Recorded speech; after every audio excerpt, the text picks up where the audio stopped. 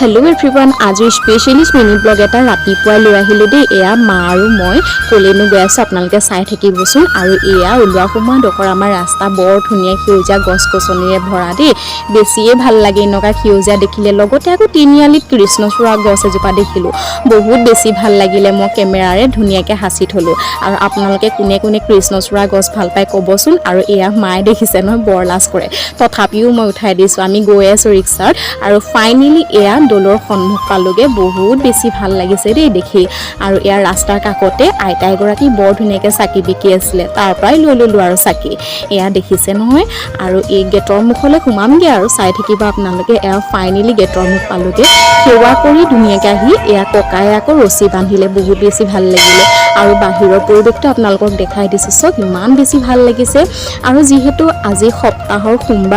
সোমবাৰ দিন আৰু মানুহ বহুত আহিছে দেই এজন দুজনে নহয় বহুত বেছিয়ে মানুহ আহিছে বহুত বেছি ভাল লাগিছে মোৰ কিন্তু আৰু ভগৱানৰ ওচৰলৈ আহিলে এটাই মই কওঁ যে সকলোকে মংগল কৰক বহুত বেছি ভাল লাগিলে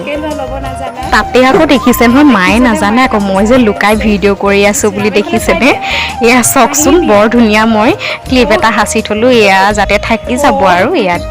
যিহেতু চাকি দি ওলালো আৰু ওলোৱাৰ পাছত এয়া চাহ আৰু কচৰিত ধৰিলো আৰু পানী বটল এটাও লৈ ললো ইমান পিহা লাগিলে আৰু ৰাতিপুৱা ওলোৱাৰ লগে লগে খালী পেটে আহিছিলো আৰু এয়া ঘৰ মুখ হৈ দেই আজিলৈ ভিডিঅ'টি ইমান আছিল বাই।